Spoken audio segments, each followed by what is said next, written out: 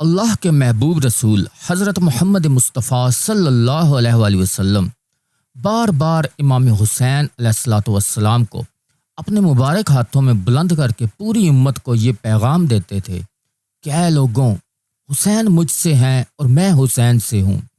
یہ وہ عظیم ہستی ہے جو جنتی نوجوانوں کا سردار ہے، میرا نواسہ ہے، میرے خون کا حصہ ہے، میری نسل سے ہے۔ حضور صلی اللہ علیہ وآلہ وسلم بار بار امت کو یہ سمجھاتے رہے کہ اگر کبھی حسین پر کوئی کڑا وقت آئے، اگر کبھی وہ تم سے مدد مانگیں تو اس کا ساتھ ضرور دینا، کیونکہ حسین حق پر ہوگا اور حق حسین کے ساتھ ہوگا۔ مگر افسوس، ابھی رسول خدا صلی اللہ علیہ وآلہ وسلم کی رحلت کو زیادہ عرصہ بھی نہ گزرا تھا کہ کربلا کے کانپتے ہوئے میدان میں ایک عجیب منظر قائم ہوا۔ ایک طرف لاکھوں کا لشکر کھڑا تھا اور دوسری جانب وہ حسین علیہ السلام تھے جنہیں کبھی رسول خدا اپنے کاندھوں پر سوار کیا کرتے تھے، جن کے لبوں کو چومتے تھے، جن کے لیے اپنی محبت کا کھلے عام اظہار فرماتے تھے۔ امام حسین علیہ الصلوۃ والسلام بار بار اپنی نانا کی امت کو پکار کر کہتے رہے، اے لوگوں، اگر تم نے میرا راستہ کیوں روکا ہوا ہے؟ مجھے پہچانو، میں تمہارے نبی صلی اللہ علیہ وآلہ وسلم کا نواسہ ہوں۔ آخر کیوں 3 دن سے میرے معصوم بچوں کو پیاسا رکھا گیا ہے؟ کیوں میرے اہل خانہ اور عزیز و اقارب کو بے دردی سے شہید کیا جا رہا ہے؟ مجھے بتاؤ، کیا میں نے رسول خدا صلی اللہ علیہ وآلہ وسلم کی شریعت میں کوئی تبدیلی کی ہے؟ کیا میں نے کسی انسان کا حق چھینا ہے؟ کیا میں نے کسی مظلوم پر کوئی ظلم کیا ہے؟ امام حسین علیہ الصلوۃ والسلام کی یہ درد بھری صدائیں سن کر بھی لشکر یزید کے دل نہ پسچے، اور اتنے میں یزیدی فوج میں سے ایک آواز کہنے لگی، اے حسین، ہم تجھے تیرے والد کے بغض میں قتل کر رہے ہیں تاکہ یزید ہم پر دولت کی بارش کر دے اور ہماری جھولیاں مال و زر سے بھر دے۔ یہ سن کر امام حسین علیہ الصلوۃ والسلام نے انتہائی درد بھرے لہجے میں فرمایا، اے لوگوں، جس اسلام کا جھنڈا آج تم اپنے ہاتھوں میں اٹھائے ہوئے ہو، یہ جھنڈا میرے بابا علی علیہ الصلوۃ والسلام نے اپنے خون سے بلند کیا تھا۔ یہ نہ بھولو کہ خیبر کے میدان میں اگر علی نہ ہوتے تو فتح ممکن نہ ہوتی، خندق کے معرکے میں اگر علی نہ ہوتے تو اسلام دشمنوں کے نرغے میں آ جاتا۔ وہ علی جس نے اپنی پوری زندگی اسلام کی سربلندی کے لیے وقف کر دی، جس نے ہر قدم پر حق کا ساتھ دیا، جس نے رسول خدا صلی اللہ علیہ وسلم کی حفاظت کے لیے اپنی جان ہتھیلی پر رکھ دی، آج تم اس علی کو یہ صلہ دے رہے ہو۔ امام حسین علیہ الصلوۃ والسلام نے فرمایا، اے لوگوں، کیا تم بھول گئے ہو اللہ کے رسول صلی اللہ علیہ وآلہ وسلم نے بار بار میرے بابا علی کا ہاتھ بلند کر کے فرمایا تھا، جہاں حق ہوگا وہاں علی ہوں گے، اور جہاں علی ہوں گے وہاں حق ہوگا۔ آج تم اس علی کی اولاد اور نبی کے نواسے کے ساتھ یہ سلوک کر رہے ہو۔ ادھر یزیدی لشکر کے سپہ سالار یہ منظر دیکھ کر خوف زدہ ہونے لگے کہ کہیں فوج کے دل بدل نہ جائیں، کہیں یہ لوگ حق کو پہچان کر بغاوت نہ کر دیں۔ اسی گھبراہٹ میں آوازیں بلند ہوئی، ہائے شمر، کیا دیکھ رہے ہو؟ حملہ کرو، فوراً حملہ کرو۔ بس پھر کیا تھا، لاکھوں کے لشکر نے رسول خدا صلی اللہ علیہ وآلہ وسلم کے نواسے پر ایک ساتھ یلغار کر دی۔ امام حسین علیہ الصلوۃ والسلام نے اللہ کا نام لیا، اپنے رب پر بھروسہ کیا اور ذوالفقار کو نیام سے باہر نکالا۔ تاریخ آج بھی گواہی دیتی ہے، ایک طرف لاکھوں کا ہجوم تھا اور دوسری طرف 3 دن کا بھوکا پیاسا حسین علی علیہ الصلوۃ والسلام۔ زمین نے اس سے پہلے ایسا مارکا کبھی نہیں دیکھا تھا کہ ایک تنہا انسان باطل کے اتنے بڑے لشکر پر اس طرح غالب آ رہا ہو کہ دشمن کے سپاہی خوف زدہ ہو کر میدان سے پلٹنے لگے۔ امام حسین علیہ الصلوۃ والسلام میدان جنگ میں دشمن کو للکارتے ہوئے فرماتے رہے، آؤ 3 دن کے بھوکے کی جنگ دیکھو، آؤ 3 دن کے پیاسے کی جنگ دیکھو، آؤ رسول خدا صلی اللہ علیہ وآلہ وسلم کے نواسے کی بہادری دیکھو، دیکھو اس انسان کی جنگ جس کا جوان بھائی شہید کر دیا گیا، جس کے جگر کے گوشے کی اس کی آنکھوں کے سامنے قتل کیے گئے، مگر پھر بھی وہ حق کے پرچم کو جھکنے نہیں دے رہا۔ جس باپ نے اپنے ہی ہاتھوں سے اپنے لخت جگر کی قرب قبر بنائی ہو، جس نے اپنی آنکھوں کے سامنے اپنے خاندان کے جوانوں کو شہید ہوتے دیکھا ہو، وہی حسین علیہ الصلوۃ والسلام آج میدان کربلا میں شیر خدا کی شان کے ساتھ یزیدی لشکر کا مقابلہ کر رہے تھے۔ آپ کی تلوار بجلی کی مانند چل رہی تھی اور باطل کے لشکر پر خوف طاری ہو چکا تھا۔ اسی دوران غیب سے ایک آواز سنائی دیتی ہے، اے حسین، تیرا رب تجھ سے راضی ہو گیا۔ یہ صدا سنتے ہی امام حسین علیہ الصلوۃ والسلام کے چہرہ مبارک پر سکون اتر آیا۔ آپ نے اپنے ذوالفقار کو مضبوطی سے تھام لیا اور حق کے دفاع میں مزید استقامت کے ساتھ کھڑے ہو گئے۔ ادھر عمر بن سعد گھبرا کر شمر سے کہنے لگا، اے شمر، کیا دیکھ رہا ہے؟ یہ علی کا شیر ہے، اسے میدان جنگ میں شکست دینا ناممکن ہے۔ اگر اسی طرح لڑتا رہا تو ہماری فوج ٹوٹ جائے گی۔ جاؤ، خیموں کو آگ لگا دو۔ بس پھر کیا تھا، چند ظالم دوڑتے ہوئے بیویوں کے خیموں کی طرف بڑھے اور خیموں کو آگ لگا دی۔ ادھر کچھ لوگ دور سے امام حسین علیہ الصلوۃ والسلام پر تیروں کی بارش کرنے لگے۔ امام حسین علیہ الصلوۃ والسلام کبھی جلتے ہوئے خیموں کی طرف بڑھتے تاکہ اہل بیت کی بیویوں کو سنبھال سکیں، اور کبھی دشمن کے لشکر کا رخ کرتے تاکہ باطل کا مقابلہ کر سکیں۔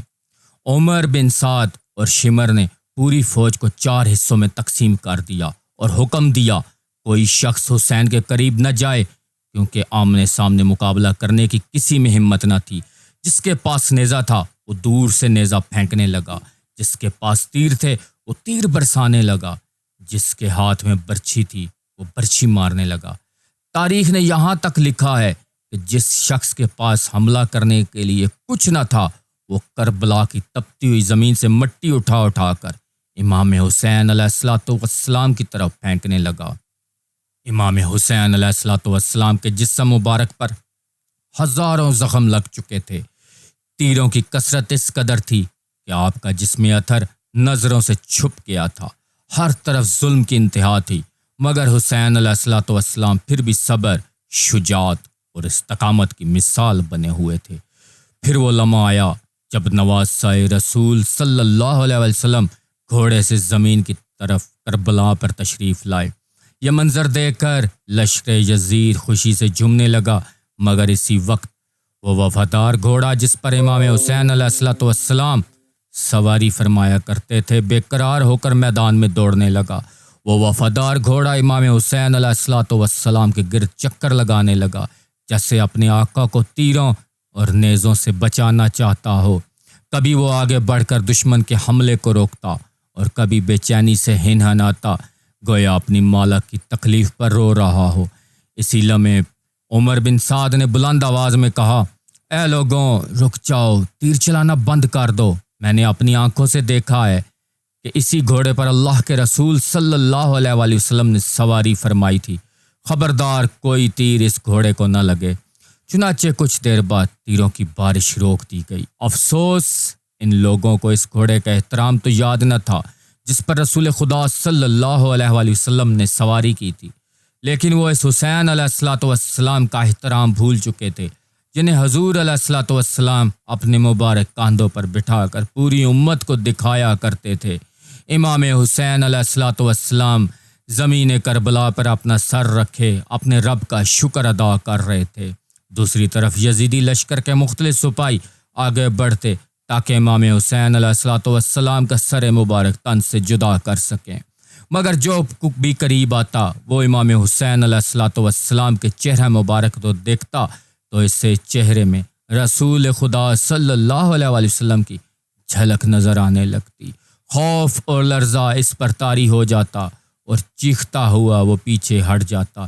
اتنے میں شمر آگے بڑھا اور غرور سے بولا، یہ کام میرے سوا کوئی نہیں کر سکتا۔ پھر جب اس نے خنجر امام حسین علیہ الصلوۃ والسلام کے مبارک گلے پر رکھا تو اس نے دیکھا کہ امام حسین علیہ الصلوۃ والسلام کے لب مسلسل حرکت کر رہے ہیں۔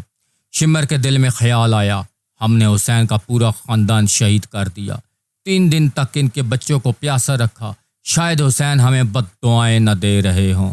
یہ سوچ کر وہ سننے کے لیے اپنے کان قریب لے گیا، مگر جو الفاظ اس نے سنے انہیں سن کر وہ خود حیران ہو گیا۔ امام حسین علیہ الصلوۃ والسلام اپنے رب کی بارگاہ میں دعا نہیں بلکہ شکر ادا کر رہے تھے۔ آپ فرما رہے تھے، اے اللہ تیرا لاکھ لاکھ شکر ہے کہ تو نے اس عظیم امتحان کے لیے اپنے حسین کو چنا۔ پھر امام حسین علیہ الصلوۃ والسلام نے اپنی آنکھیں کھولی اور شمر کی طرف دیکھ کر فرمایا، اے شمر، کیا تو نہیں جانتا میں اللہ کے رسول صلی اللہ علیہ وسلم کا نواسا ہوں؟ امام حسین علیہ الصلوۃ والسلام نے فرمایا، کیا تو نہیں جانتا میں رسول خدا صلی اللہ علیہ وسلم کا نواسا ہوں، نوجوانوں کا سردار ہوں، حق پر ہوں اور بے گناہ ہوں؟ شمر نے سرد لہجے میں جواب دیا، ہاں مجھے سب معلوم ہے۔ امام حسین علیہ الصلوۃ والسلام نے فرمایا، پھر آخر مجھے کیوں قتل کر رہا ہے؟ شمر بولا، تاکہ یزید میری جھولی دنیا کی دولت سے بھر دے۔ بس یہ کہتے ہوئے وہ ملعون امام حسین علیہ الصلوۃ والسلام کے مبارک گلے پر خنجر چلاتا رہا اور دوسری طرف یزیدی لشکر خوشیاں مناتا اور جھومتا رہا۔ امام حسین علیہ الصلوۃ والسلام کا سر مبارک تن سے جدا کر دیا گیا تو ظلم کی ایک نئی داستان شروع ہوئی۔ سادات اہل بیت کے خیموں کو لوٹا گیا، رسول خدا صلی اللہ علیہ وسلم کے نواسیوں کے سروں سے چادریں چھین لی گئی، معصوم بچیوں کو تماچے مارے گئے اور بی بی سکینہ سلام اللہ علیہا کے ساتھ بھی بے رحمی کا سلوک کیا گیا۔ پھر ظالموں نے امام حسین علیہ الصلوۃ والسلام کے جسم مبارک کی بے حرمتی شروع کر دی۔ تاریخ لکھتی ہے کہ آپ کے جسم اطہر پر جو بھی چیز موجود تھی اسے لوٹ لیا گیا۔ اتنے میں ایک شخص امام حسین علیہ الصلوۃ والسلام کے قریب آیا۔ اس نے دیکھا کہ آپ کے ہاتھ میں ایک انگوٹھی تھی۔ اس نے انگوٹھی اتارنے کی کوشش کی مگر وہ نہ اتری تو اس ظالم نے انگلی کاٹ دی اور انگوٹھی لے کر چلا گیا۔ ظلم کی انتہا یہ تھی کہ امام حسین علیہ الصلوۃ والسلام کے جسم مبارک کو رسیوں سے باندھ کر کربلا کی تپتی ہوئی زمین پر گھسیٹا گیا۔ ادھر عمر بن سعد نے حکم دیا، اے شمر، حسین اور اس کے ساتھیوں کی لاشوں کا ایسا حشر کرو کہ قیامت تک کوئی یزید کے خلاف آواز اٹھانے کی ہمت نہ کرے۔ سب کے سروں کو تن سے جدا کر دو اور لاشوں کو گھوڑوں کے سموں تلے رون دو۔ لیکن زمین کربلا اس بات کی بھی گواہ ہے کہ اپنے ہر شہید کے لیے کہیں نہ کہیں سے وفاداری کی آواز بلند ہوئی۔ کوئی قبیلہ اٹھ کر آیا اور کہنے لگا، ہم حر رضی اللہ تعالیٰ عنہ کی لاش کو پامال نہیں ہونے دیں گے۔ کہیں بی بی ام لیلہ کے قبیلے کے لوگ آگے بڑھے اور کہا، ہم علی اکبر علیہ الصلوۃ والسلام کے جسم مبارک کی بے حرمتی نہیں ہونے دیں گے۔ کہیں بی بی رباب کے قبیلے کے افراد کھڑے ہو گئے اور بولے، ہم علی اصغر رضی اللہ تعالیٰ عنہ کے ننھے جسم کو پامال نہیں ہونے دیں گے۔ یوں ایک ایک شہید کے جسم مبارک کو ان مقامات سے ہٹایا جانے لگا جہاں دشمن انہیں روندنے کا ارادہ رکھتا تھا، مگر امام حسین علیہ الصلوۃ والسلام کا جسم مبارک پھر بھی کربلا کی تپتی زمین پر تنہا پڑا رہا اور آسمان اس ظلم پر ماتم کرتا رہا۔ تاریخ گواہ ہے کہ رسول خدا صلی اللہ علیہ وسلم کے نواسے امام حسین علیہ الصلوۃ والسلام کا مقدس جسم اطہر کربلا کی تپتی ہوئی زمین پر تنہا پڑا رہا۔ ظلم کی انتہا یہ تھی کہ ہر طرف گھوڑوں کی ٹاپوں کی آوازیں گونج رہی تھی، کہیں مشرق کی طرف سے دوڑتے ہوئے گھوڑے، کہیں مغرب کی طرف بھاگتے ہوئے سوار، اور بیچ میں امام حسین علیہ الصلوۃ والسلام کا جسم مبارک پامال ہو رہا تھا۔ یہ وہ منظر تھا جسے دیکھ کر زمین و آسمان بھی لرز اٹھے۔ کربلا کی مٹی اس ظلم کی گواہی بن گئی جس کی مثال تاریخ میں کہیں نہیں ملتی۔ امام جعفر صادق علیہ الصلوۃ والسلام فرماتے ہیں، میرا سلام ہو میرے اس مظلوم دادا پر جن کا جسم اطہر اس طرح پامال کیا گیا کہ ان کی دائیں پسلیاں بائیں جانب چلی گئی اور بائیں پسلیاں دائیں جانب آ گئی۔ ان کا سینہ اور پشت ایک دوسرے سے مل گئے، گویا جسم مبارک کا نظام ہی درم برم کر دیا گیا ہو۔